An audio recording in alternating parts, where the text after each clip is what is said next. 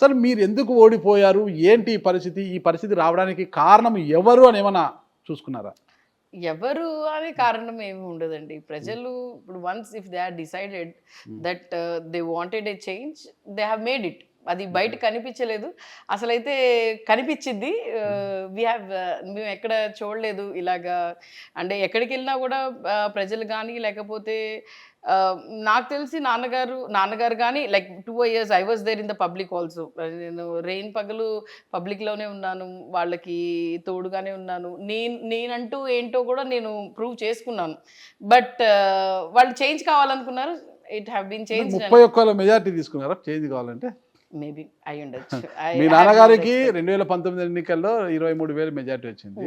ఈసారి 31,000. ఇక్కడ మీ దగ్గర ఉన్న మార్వాడీస్ కావచ్చు, ఆర్రవేషులు కావచ్చు, కాపులు కావచ్చు, అసలు వన్ సైడ్ అయిపోయింది అనమాట మొత్తం కూడా. ఎందుకు ఈ సమాజ వర్గాలు మీ అకౌంట్ చేసుకోలేకపోయారు మీరు? అది అంటే లోకల్ వైజ్గా అంటే మేము ఎప్పుడు we were not going to the broad way. మేము లోకల్ వైజ్గా అయితే అందరినీ సమానంగానే సమాంతరంగానే చూసుకుంటాం.